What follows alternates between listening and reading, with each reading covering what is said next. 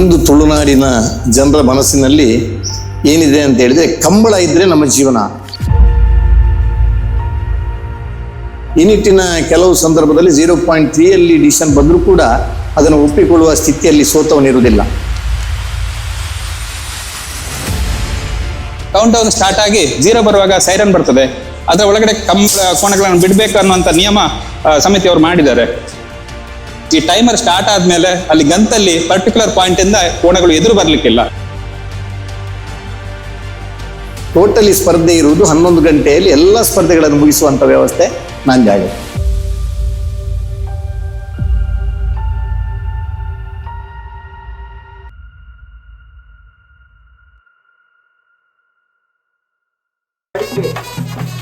ಕರ್ನಾಟಕ ಕರಾವಳಿಯ ತುಳುನಾಡ ಭಾಗದಲ್ಲಿ ಕಂಬಳ ಕಲರವ ಆರಂಭವಾಗಿದೆ. ಇನ್ನು 4-5 ತಿಂಗಳುಗಳ ಕಾಲ ವಾರಾಂತ್ಯದಲ್ಲಿ ಕಂಬಳ ಕಹಳೆ ಮೊಳಗುತ್ತದೆ. ಸಾಂಪ್ರದಾಯಿಕವಾಗಿ ದೈವ ದೇವರ ಆಚರಣೆಗಳ ಭಾಗವಾಗಿದ್ದ ಕಂಬಳ ಇದೀಗ ಹೊಸ ರೂಪವನ್ನ ಪಡೆದಿದೆ. ಸ್ಪರ್ಧೆಯೇ ಪ್ರಮುಖವಾಗಿರುವ ಆಧುನಿಕ ಕಂಬಳ ತನ್ನ ಎಲ್ಲೆಗಳನ್ನ ಮೀರಿ ಸಾಗುತ್ತಿದೆ. ಇಂತಹ ಸಮಯದಲ್ಲಿ ಹೊಸ ತಂತ್ರಜ್ಞಾನದ ಬಳಕೆಯು ಕಂಬಳದ ಸೌಂದರ್ಯವನ್ನ ಹೆಚ್ಚಿಸುತ್ತಿದೆ. ಈ ವರ್ಷದ ಕಂಬಳದ ಸೀಸನ್ ಆರಂಭವಾಗುತ್ತಿದ್ದಂತೆ ಸ್ಪರ್ಧೆಯ ತೀವ್ರತೆಯನ್ನ ಮನಗಂಡು ಹೊಸ ಟೆಕ್ನಾಲಜಿಯನ್ನ ಪರಿಚಯಿಸಲಾಗುತ್ತಿದೆ. ಹಾಗಾದ್ರೆ ಏನದು ಹೊಸ ತಂತ್ರಜ್ಞಾನ ಎಂಬುದರ ಕುರಿತಾದ ಸಂಪೂರ್ಣ ಮಾಹಿತಿ ಇಲ್ಲಿದೆ ನೋಡಿ.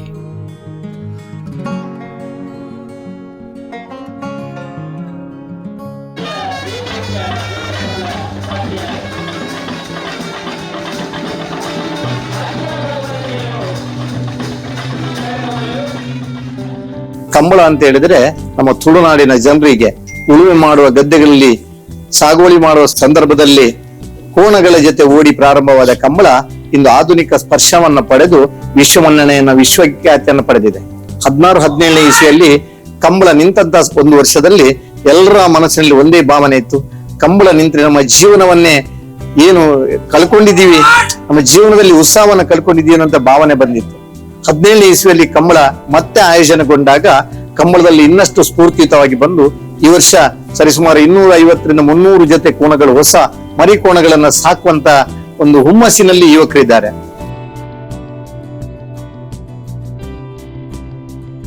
ಇಂದು ತುಳುನಾಡಿನ ಜನರ ಮನಸ್ಸಿನಲ್ಲಿ ಏನಿದೆ ಅಂತ ಹೇಳಿದ್ರೆ, ಕಂಬಳ ಇದ್ರೆ ನಮ್ಮ ಜೀವನ. ನೇರ ಪ್ರಸಾರದಲ್ಲಿ ಸರಿಸುಮಾರು 18 ಲಕ್ಷ ಜನ ಈ ಕಂಬಳವನ್ನು ವೀಕ್ಷಣೆ ಮಾಡ್ತಾ ಇದ್ದಾರೆ ಅಂತ ಆದ್ರೆ ಆ ಕಂಬಳದಲ್ಲಿರುವಂತಹ ಆಸಕ್ತಿ, ಆ ಖುಷಿ ಬೇರೆಲ್ಲೂ ಸಿಗುವುದಿಲ್ಲ ಅಂತ ಹೇಳಿ ಭಾವಿಸ್ಕೊಳ್ತೇನೆ. ಈ ಕಂಬಳದ ಸ್ಪರ್ಧೆಯ ತೀವ್ರತೆ ಎಷ್ಟಿದೆ ಅಂತ ಹೇಳಿದ್ರೆ 0.1 ಸೆಕೆಂಡ್ ಅಲ್ಲಿ ಕೂಡ ಈ ಫಲಿತಾಂಶ ನಿರ್ಧಾರ ಆಗುತ್ತೆ. ಈ ನಿಟ್ಟಿನ ಕೆಲವು ಸಂದರ್ಭದಲ್ಲಿ 0.3 ಡಿಸಿಷನ್ ಬಂದರೂ ಕೂಡ ಅದನ್ನು ಒಪ್ಪಿಕೊಳ್ಳುವ ಸ್ಥಿತಿಯಲ್ಲಿ ಸೋತವನಿರುವುದಿಲ್ಲ. ಫುಟ್ಬಾಲ್ ನಲ್ಲಿ ಗೋಲ್ ಹೊಡೆದಾಗ ಆ ಆಫ್ ಸೈಡ್ ತೀರ್ಮಾನ ಬರುವಾಗ ಹಲವಾರು ತೊಂದರೆಗಳಾಗ್ತಾ ಇತ್ತು. ಅಂಪೈರ್ಗಳು ಆಫ್ ಸೈಡ್ ಅನ್ನ ತೀರ್ಮಾನ ಮಾಡ್ತಿದ್ರು. ಇದೀಗ ಟೆಕ್ನಾಲಜಿ ಬಂದು ಲೈನ್ ಬಿದ್ದು ಯಾರು ಆಫ್ ಸೈಡ್ ಹೋಗಿದ್ದಾರೆ ಅನ್ನೋದನ್ನು ಕೂಡ ಟೆಕ್ನಾಲಜಿ ಬಂದಿದೆ. ಅದೇ ರೀತಿ ಕಂಬಳದಲ್ಲೂ ಕೂಡ ಒಂದು ಫಿನಿಶಿಂಗ್ಗೆ ಫೋಟೋ ಫಿನಿಶ್ ನ ಕ್ಯಾಮರಾವನ್ನ ಅಳವಡಿಸಿದ್ದೇವೆ. ಅದೇ ರೀತಿ ಸ್ಟಾರ್ಟಿಂಗ್ ಅಲ್ಲಿ ಬೇರೆಲ್ಲ ಕ್ರೀಡೆಯಲ್ಲಿ ಅಂದ್ರೆ ಕುದುರೆ ರೇಸಲ್ಲಿ ಇರಬಹುದು ಅಥವಾ ಒಂಟಿ ಓಡೋದು ಇರಬಹುದು, ಮನುಷ್ಯನ ಟ್ರ್ಯಾಕ್ ಅಲ್ಲಿ ಓಟ ಇರಬಹುದು, ಅದೆಲ್ಲ ಸಿಂಗಲ್ ಆಗಿ ಓಡ್ತಾರೆ. ಈ ಕಂಬಳದಲ್ಲಿ ಏನಂದ್ರೆ 4 ಕೋಣಗಳನ್ನ 4 ಜನ ಹಿಡಿದು ಬಿಡ್ತಾರೆ, 2 ಜನ ಓಡಿಸ್ತಾರೆ. ಇದನ್ನು ನೇರವಾಗಿ ನಿಲ್ಲಿಸಲಿಕ್ಕೆ ಭಾರಿ ಪರಿಶ್ರಮ ಇದೆ. ಈ ಪರಿಶ್ರಮವನ್ನ ಪಡೋದನ್ನ ನೋಡಿದ್ರೆ ಆ ಕೋಣ ಬಿಡುವವನಿಗೂ ಕೂಡ ಎಷ್ಟೇ ಕಾನ್ಫಿಡೆನ್ಸ್ ಇದ್ರೂ ಕೂಡ ಒಂದು ಕೋಣ ಹಾಳಾಗದ ರೀತಿಯಲ್ಲಿ, ಅದು ನಿಲ್ಲುವ ರೀತಿಯಲ್ಲಿ 4 ಕೋಣ ಜೊತೆಯಾಗಿ ಬಂದು ನಿಲ್ಲುವಂತ ಪರಿಸ್ಥಿತಿಗೆ ತುಂಬಾ ಹೊತ್ತು 1 ಗಂಟೆ 1.5 ಗಂಟೆ ಸಮಯ ತಗೊಳ್ತದೆ. ಆ ಸ್ಪರ್ಧೆಯ ತೀವ್ರತೆಯಿಂದ ಅಷ್ಟು ಹೊತ್ತು ಹೋಗುತ್ತೆ. ಇದಕ್ಕಾಗಿ ಹೊಸ ಆವಿಷ್ಕಾರವನ್ನ ಮಾಡುತ್ತಾ ಒಂದು 10 ನಿಮಿಷದಲ್ಲಿ ಒಂದು ಸ್ಪರ್ಧೆಯನ್ನ ಮುಗಿಸಿದ್ರೆ ಆ ಕಂಬಳಕ್ಕೆ ಇನ್ನಷ್ಟು ಮೆರುಗು ಬರುತ್ತದೆ ಅನ್ನುವಂತ ದೃಷ್ಟಿಯಲ್ಲಿ ಈ ವರ್ಷ ಹೊಸ ಪ್ರಯೋಗಗಳನ್ನ ಮಾಡ್ತಾ ಇದ್ದೀವಿ.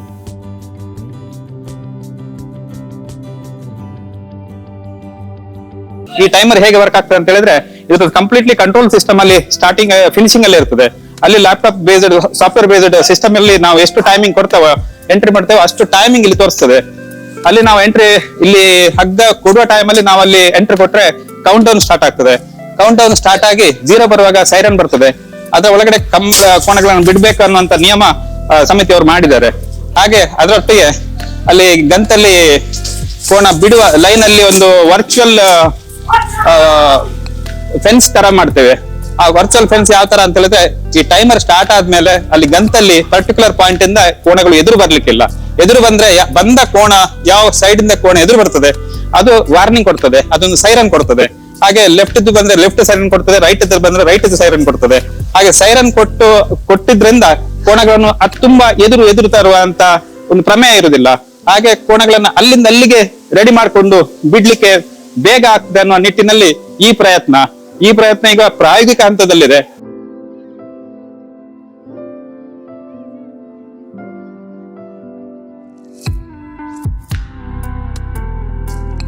ಈ ಹೊಸ ಟೆಕ್ನಾಲಜಿಯಲ್ಲಿ ಅಂದ್ರೆ ಈ ಸ್ಪರ್ಧೆಗೆ ಸರಿಸುಮಾರು 160-170 ಜೊತೆ ಜೂನಿಯರ್ ಕೋಣಗಳು ಕಂಬಳಕ್ಕೆ ಬಂದ್ರೆ ಅವರನ್ನ ಟೈಮಿಂಗ್ಸ್ ನೋಡಿ, ಟೈಮಿಂಗ್ಸ್ ಆಧಾರದ ಅವರಿಗೆ ಪ್ರಥಮ ಸುತ್ತಿನ ಸ್ಪರ್ಧೆಗಳನ್ನು ನಿರ್ಣಯ ಮಾಡ್ಬೇಕಾಗತ್ತೆ. ಆ ನಿರ್ಣಯ ಮಾಡ್ಬೇಕಿದ್ರೆ ಆ 160 ಜೊತೆಯನ್ನ ಹುಡುಕ್ಬೇಕಾದ್ರೆ ಸರಿಸುಮಾರು 1.5 ಗಂಟೆ ಬೇಕಾಗ್ತದೆ. ಇವಾಗ ಟೈಮಿಂಗ್ಸ್ ಅನ್ನ ಫೀಡ್ ಮಾಡಿದ್ರೆ 1 ಮಿನಿಟ್ ಅಲ್ಲಿ ಯಾರು ಸ್ಪರ್ಧೆ ಅನ್ನೋದನ್ನ ಆಪ್ ತೋರಿಸ್ತದೆ. ಆ ಆಪ್ ಅನ್ನ ಈಗ ಪ್ರಯೋಗವಾಗಿ ಮಾಡಿದ್ದೇವೆ, ಒಂದು ಕಳೆದ ವರ್ಷದಿಂದ ಮಾಡ್ತಾ ಇದ್ವಿ, ಅದು ಯಶಸ್ವಿ ಆಗಿದೆ. ಮೊದಲು ಕಣ್ಣಾಳತೆಯ ಮೇಲೆ ಜಡ್ಜ್ಮೆಂಟ್ ಕೊಡ್ತಾ ಇದ್ವು, ಆಮೇಲೆ ಕ್ಯಾಮರಾ ನೋಡಿ ಜಡ್ಜ್ಮೆಂಟ್ ಕೊಡ್ತಾ ಇದ್ವಿ ಫಿನಿಶಿಂಗ್ ಅಲ್ಲಿ, ಅದರಲ್ಲೂ ಕೂಡ ಚರ್ಚೆ ಬರ್ತಾ ಇತ್ತು. ಈಗ ಲೇಸರ್ ಬೀಮ್ ನೆಟ್ವರ್ಕ್ ನಲ್ಲೂ ಕೂಡ ಚರ್ಚೆ ಬರ್ತಾ ಇದೆ. ಎಲ್ಲ ಚರ್ಚೆಗೆ ಮುಕ್ತಾಯ ಹಾಕ್ಲಿಕ್ಕೆ ಈ ಫೋಟೋ ಫಿನಿಶಿಂಗ್ 1/100 ಸೆಕೆಂಡ್ ಅಷ್ಟು 0.01 ಅಲ್ಲಿ ಹೆಚ್ಚು ಕಡಿಮೆ ಬಂದ್ರು ಕೂಡ ಅದು ಲೈನ್ ಬೀಳುತ್ತೆ. ಈಗ ಆ ಲೈನ್ ಬಿದ್ದಾಗ ಯಾವ್ದು ಮುಂದೆ ಯಾವ್ದು ಹಿಂದೆ ಕೋಣ ಅಂತ ಅದರ ಮುಖ ಕಾಣುತ್ತೆ. ಮುಖವನ್ನೇ ಅದು ಇದು ಪರಿಷ್ಕರಣೆ ತಗೊಳ್ತದೆ, ಯಾವ್ದು ಮುಂದೆ ಬಂದಿದೆ ಯಾವ್ದು ಹಿಂದೆ ಬಂದಿದೆ ಆ ಲೈನ್ ಅಲ್ಲಿ ಗೊತ್ತಾಗುತ್ತೆ. ಪಬ್ಲಿಕ್ ಅಲ್ಲಿ ಕೂಡ ಅದಕ್ಕೆ ಜಡ್ಜ್ಮೆಂಟ್ ಕೊಡ್ಬೋದು. ಅದನ್ನ ಕಳೆದ ವರ್ಷ ಕೊಡಂಗೆ ಕಂಬಳದಲ್ಲಿ ಪ್ರಾಯೋಗಿಕ ಮಾಡಿ ಯಶಸ್ವಿ ಆಗಿದ್ದೇವೆ. ಈ ವರ್ಷ ಎಲ್ಲ ಕಂಬಳಗಳಲ್ಲಿ ಇದನ್ನ ಅನುಷ್ಠಾನಗೊಳಿಸ್ತೇವೆ. ಸ್ಟಾರ್ಟಿಂಗ್ ಅಲ್ಲಿ ಟೈಮರ್ ಹಾಕಿ ಮಿನಿಟ್ ಅಲ್ಲಿ ಕೌಂಟ್ ಮಾಡ್ತಾ 10 ನಿಮಿಷಕ್ಕೆ ಒಂದು ಸ್ಪರ್ಧೆಯನ್ನ ಮುಗಿಸಿದ್ರೆ ಟೋಟಲಿ ಸ್ಪರ್ಧೆ ಇರುವುದು 11 ಗಂಟೆಯಲ್ಲಿ ಎಲ್ಲಾ ಸ್ಪರ್ಧೆಗಳನ್ನು ಮುಗಿಸುವಂತ ವ್ಯವಸ್ಥೆ ನಂದೇ ಆಗುತ್ತೆ. ಅವಾಗ ಕಂಬಳ ಕೂಡ ಒಂದು 24 ಗಂಟೆ ಒಳಗೆ ಮುಗಿಯುತ್ತೆ. ಆರೋಗ್ಯ ದೃಷ್ಟಿಯಿಂದ ಒಳ್ಳೆಯದು, ಸ್ಪರ್ಧೆಯ ದೃಷ್ಟಿಯಿಂದ ಒಳ್ಳೆಯದು. ಅದೇ ರೀತಿ ನೋಡುವವರಿಗೆ ಕೂಡ ಒಂದು ಕಂಬಳವನ್ನ ಉತ್ಸಾಹದಿಂದ ಬಂದು ನೋಡ್ಲಿಕ್ಕೆ ಸಾಧ್ಯ ಆಗುತ್ತೆ. ಈಗ ಅಲ್ಲಿ ಫಸ್ಟ್ ಬಂದದನ್ನ ಕರೆಕ್ಟ್ ಆಗಿ ಗ್ರೀನ್ ಲೈಟ್ ತೋರಿಸ್ತಾ ಇದೆ. ಆ ಫಸ್ಟ್ ಬಂದದ ಟೈಮಿಂಗ್ ತೋರಿಸ್ತಾ ಇದೆ. ಸೆಕೆಂಡ್ ಬಂದದ್ದು ಗ್ರೀನ್ ಲೈಟ್ ಆಫ್ ಇರ್ತದೆ, ಟೈಮಿಂಗ್ ಮಾತ್ರ ತೋರಿಸ್ತದೆ. ಅದ್ರೊಟ್ಟಿಗೆ ಇಲ್ಲಿ ಫೋಟೋ ಫಿನಿಶಿಂಗ್ ಸಬ್ಜೆಕ್ಟ್ ಅಲ್ಲಿ ನಾವಿಲ್ಲಿ ರಿಸಲ್ಟ್ ಅಲ್ಲಿ ನೋಡ್ಬೇಕಾದ್ರೆ ಇಲ್ಲಿಯೂ ಆ ರಿಸಲ್ಟ್ ಬರ್ತದೆ. ಇಲ್ಲಿ ಫಸ್ಟ್ ಇದ್ದು ಮತ್ತೆ ಇಲ್ಲಿ ಫಸ್ಟ್ ಇದ್ದು ಟೈಮ್ ಹಾಗೂ ಸೆಕೆಂಡ್ ಇದ್ದು ಟೈಮ್ ನಮ್ಗೆ ಕಾಣ್ತದೆ. ಸೆಕೆಂಡ್ ಇದ್ದು ಟೈಮಿಗೆ ಈಗ ಲೈನ್ ಕೊಟ್ರೆ ಆ ಸೆಕೆಂಡ್ ಇದ್ದು ಟೈಮ್ ಕಾಣ್ತದೆ. ಫಸ್ಟ್ ಇದ್ದು ಟೈಮಿಂಗ್ ಲೈನ್ ಕೊಟ್ರೆ ಫಸ್ಟ್ ಇದ್ದು ಟೈಮಿಂಗ್ ಅಲ್ಲಿ ಕಾಣ್ತದೆ. ಇದು ಇಲ್ಲಿ ಮೂವಿಂಗ್ ಪಾರ್ಟ್ ಅಂದ್ರೆ ಕೋಣಗಳು ಮಾತ್ರ ಕಾಣ್ತವೆ ಸಬ್ಜೆಕ್ಟ್ ಅಲ್ಲಿ. ಯಾವುದೇ ಮನುಷ್ಯರು ಅಲ್ಲಿ ಯಾರಾದ್ರೂ ಮೂವ್ ಆದ್ರೆ ಅವ್ರು ಯಾರು ಕಾಣುದಿಲ್ಲ. ಅದೇ ಇದು ಫೋಟೋ ಫಿನಿಶ್ ಇದು ಸ್ಪೆಷಾಲಿಟಿ. ಇದರಲ್ಲಿ 0.001 ಅಕ್ಯುರೇಸಿಯಲ್ಲಿ ರಿಸಲ್ಟ್ ಕೊಡ್ಬೋದು. ಇಷ್ಟವರೆಗೆ ನಮ್ಮ ಲೇಸರ್ ಫಿನಿಶ್ ಅಲ್ಲಿ 0.03 ಅಕ್ಯುರೇಸಿಯಲ್ಲಿ ನಾವು ಕೊಡ್ತಾ ಇದ್ದೇವೆ. ಅದರಲ್ಲಿ ಆಲ್ಮೋಸ್ಟ್ 0.03 ಅಂತ ಹೇಳಿದ್ರೆ ವಿಡಿಯೋ ಫಿನಿಶಿಂಗ್ ಅಲ್ಲಿ ನೋಡಿದ್ರೆ ಆಲ್ಮೋಸ್ಟ್ ಅದು ಈಕ್ವಲ್ ಆಗಿರ್ತದೆ. ಹಾಗಾಗಿ 0.03 ಇಂದ ಕೆಳಗೆ ಬಂದ್ರೆ ಲೇಸರ್ ಫಿನಿಶ್ ಅಲ್ಲಿ ಅದು ಈಕ್ವಲ್ ಆಗಿ ಬರ್ತಾ ಇತ್ತು. ಬಟ್ ನಮ್ಮ ಈ ಫೋಟೋ ಫಿನಿಶ್ ಅಲ್ಲಿ 0.03 ಗಿಂತ ಕೆಳಗೆ ಬಂದ್ರು ನಮ್ಗೆ ಇದರಲ್ಲಿ ಫಸ್ಟ್ ಸೆಕೆಂಡ್ ಅನ್ನ ಡಿವೈಡ್ ಮಾಡಿ ರಿಸಲ್ಟ್ ಕೊಡ್ಬೋದು. ಅದಕ್ಕಾಗಿ ನಾವು ಈ ಕಾನ್ಸೆಪ್ಟ್ ಅನ್ನ ಈ ಕಂಬಳದ ಅವಧಿಯಲ್ಲಿ ಇಂಟ್ರೊಡ್ಯೂಸ್ ಮಾಡ್ತಾ ಇದ್ದೇವೆ. ಅದರೊಂದು 2-3 ಕಂಬಳಗಳಲ್ಲಿ ಪ್ರಾಯೋಗಿಕವಾಗಿ ತೋರಿಸ್ತೇವೆ.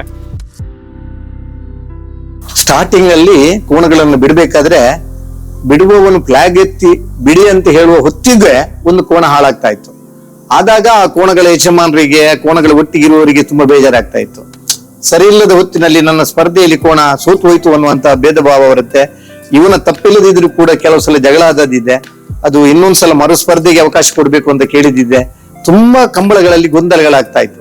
ಎಲ್ಲ ಗೊಂದಲಗಳಿಗೆ ಒಂದು ಪರಿಹಾರ ಅಂದ್ರೆ ಟೆಕ್ನಾಲಜಿ ಮಾಡಬೇಕು ಅನ್ನುವಂತ ಪ್ರಯತ್ನವನ್ನ ಮಾಡೋದ್ರಿಂದ ಮುಂದಿನ ದಿನಗಳಲ್ಲಿ ಇದು ಯಶಸ್ವಿ ಆದ್ರೆ ಈ ಕ್ರೀಡಾಕೂಟವನ್ನ ಎಲ್ಲರೂ ಕೂಡ ಮನೆಯಲ್ಲಿದ್ದು ನೋಡಬಹುದು, ನೇರ ಪ್ರಸಾರದಲ್ಲಿ ನೋಡಬಹುದು, ಕಂಬಳಕ್ಕೆ ಬಂದು ನೋಡುವಲ್ಲಿ ಕೂಡ ಯಶಸ್ವಿ ಆಗುತ್ತೆ.